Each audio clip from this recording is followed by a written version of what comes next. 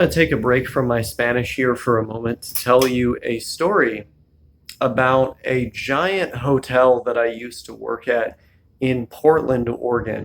Now, I only worked there for a couple days because I was not prepared for the amount of heavy shit that I would have to lift constantly, how many stairs that I would have to go up, and the load of the things that I had to push. I was out of shape.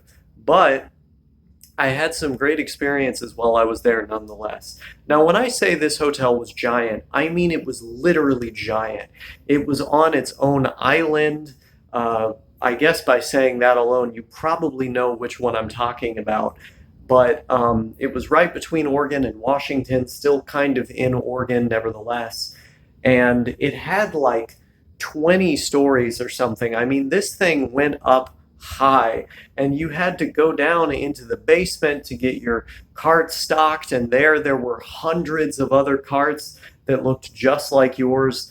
This hotel was so big that in the basement, below or above the like sub basement where you would get all of your stuff together for cleaning, there were showers. There were also bathrooms and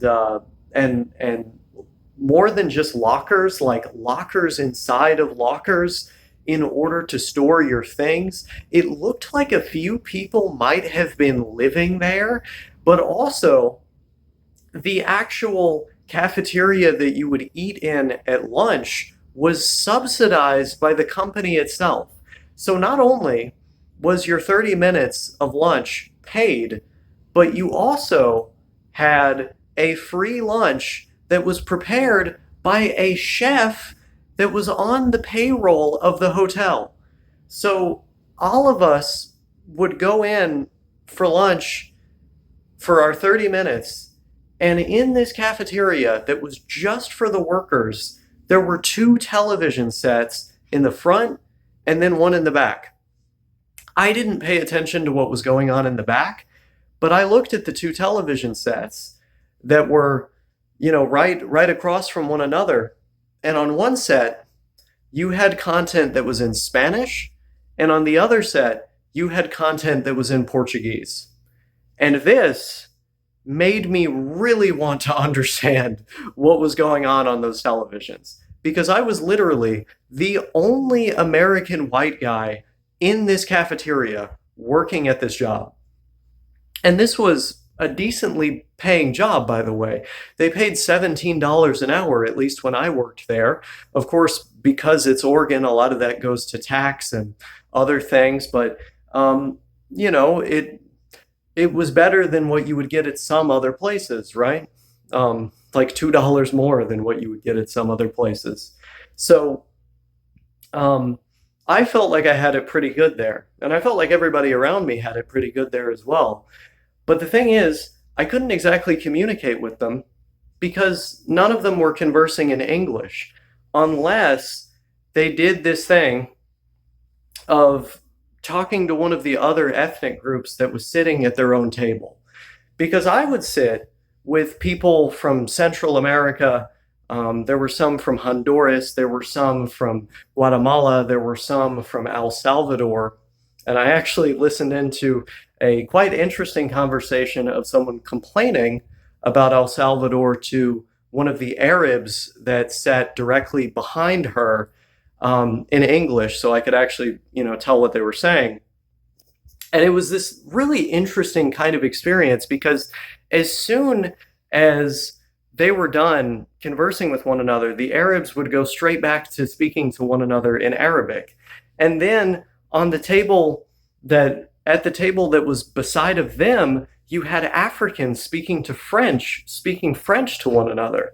And I couldn't tell what they were saying either. And then way in the back, you had people speaking, I don't know if it was Vietnamese or Lao or possibly Hmong, but some kind of Southeast Asian tonal language you would hear back there. And the reason I knew it was because I would walk when I had my tray to get my lunch for that day. I would walk past them and I would hear them speaking to one another. And I knew for sure that was some Southeast Asian language from somewhere in there. Could have been Thai, who knows? But the majority of languages you heard when you were in there were Brazilian Portuguese and Spanish, some dialect of Spanish, because there were a lot of different people from Latin America, not just the Central American countries, but also Mexico. And they would sometimes have tensions with one another. Like, I remember one woman that I worked with was complaining about this Mexican girl that worked with us, and she said, well, I mean, in the event that my former employer is watching this video, I don't want to say what this woman was recommending that I do on the job, but of course, let's just say all of this is made up. But so she was complaining about this Mexican girl ratting her out, and the ire that she had when she said Mexican, the Mexican, like she was so mad, right? She was so angry as she said this. And she said it multiple times too, as we were talking about this other girl at our work. And it like the sheer intensity of her hatred of her for simply being Mexican really came through. You could really hear it in how she talked about this individual. A very, very sweet Central American woman. Oh, yeah, there were some people from Nicaragua that we worked with as well. So, really, just all over the map. Um, but their English proficiency was, let's just say, mixed, right? Like all of them could speak English to some degree, but it really felt like we would be having a better conversation if we spoke to one another in the native language. And that started to kind of reignite my interest in Spanish that I had had for years at that point. Like, I have wanted to learn Spanish since I was very young. Um, and only now, since last year, have I actually been going through with it. But yeah, let me sit down here to talk to you. Um, that was an interesting experience, to say the least. It was one that made me pick up on some words. It was one that made me want to learn some words and phrases in order to communicate with my coworkers and be a better team member. And I did.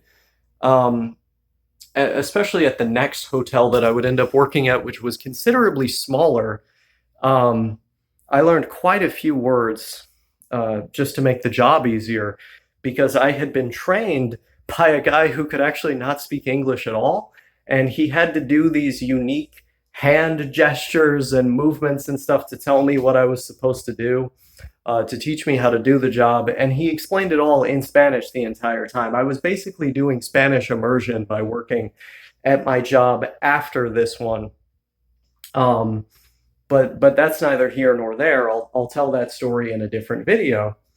But needless to say, I was in this cafeteria with all these different languages being spoken, and I felt like a monolingual kind of beta male, like smooth brained, small brained American idiot. It's like when you live in a country with so many different languages being spoken, so many people from so many parts of the world, and you're monolingual, and you can't even speak the language of over 40 million citizens of this country. I'm talking about Spanish now.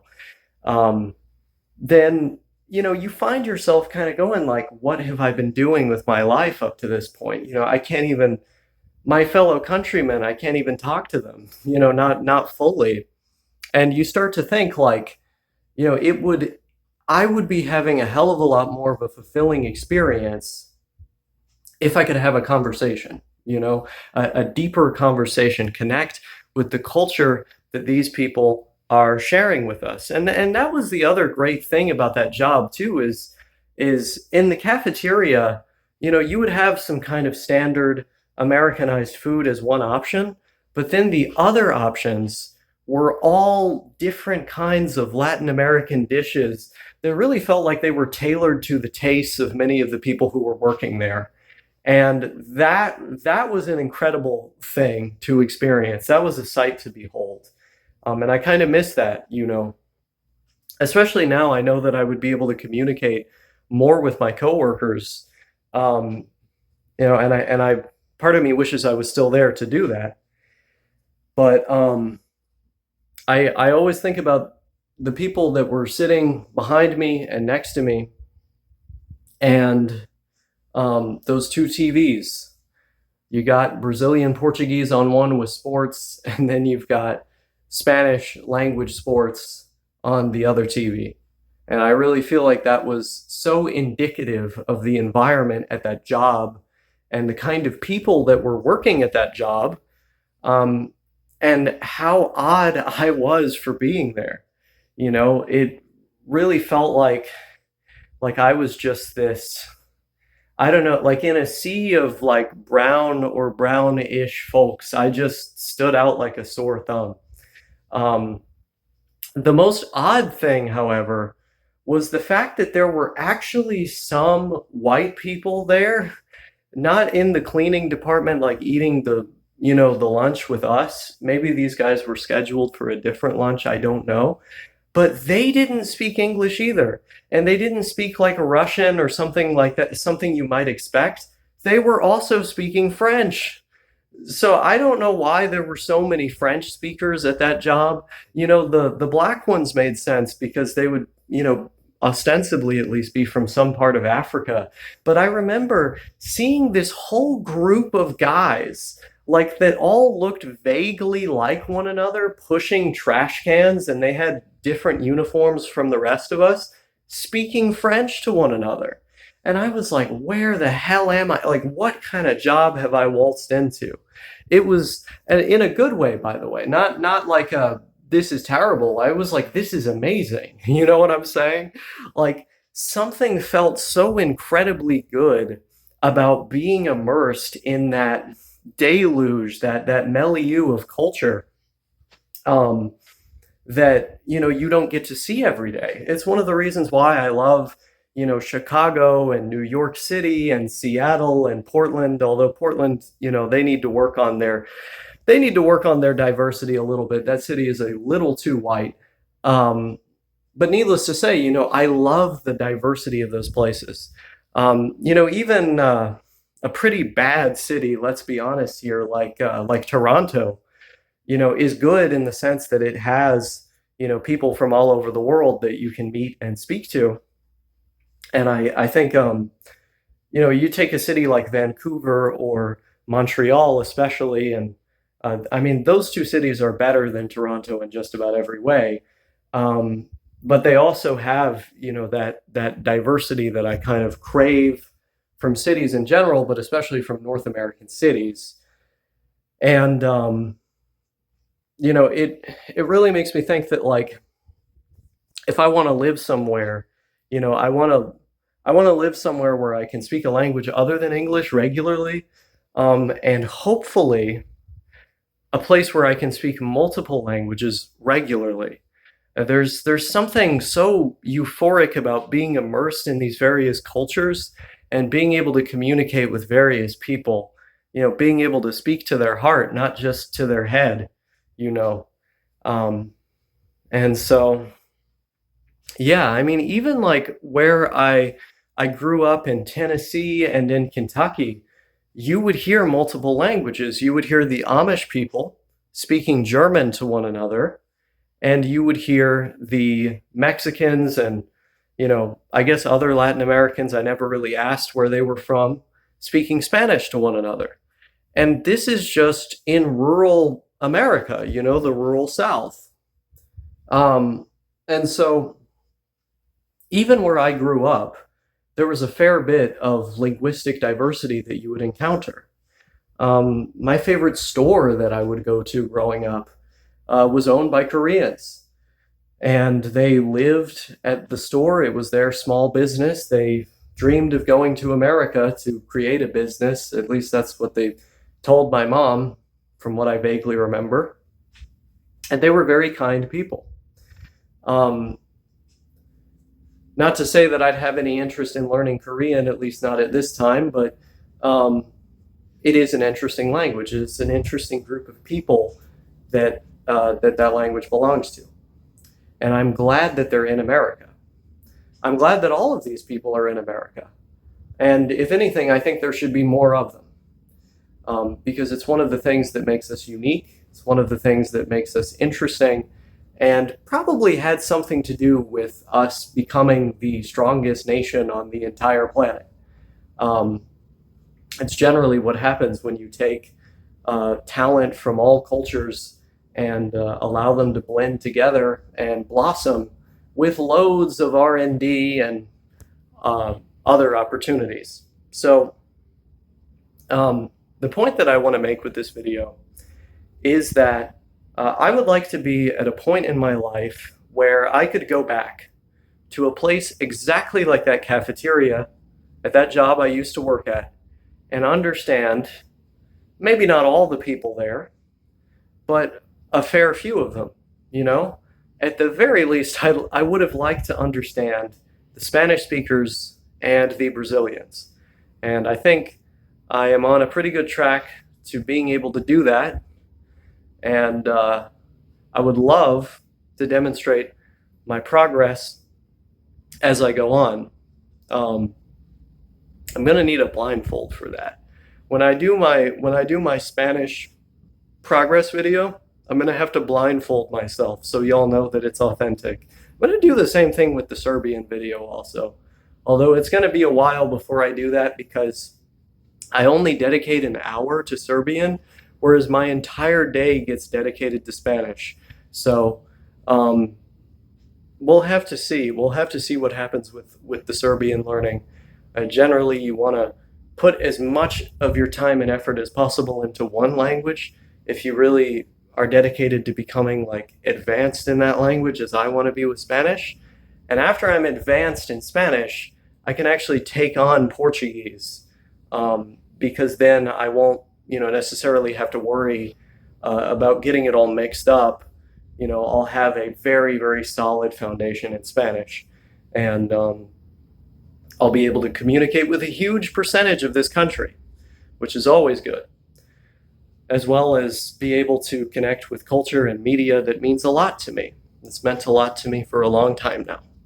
But there was another one. I sort of forgot what I was trying to get at with this video.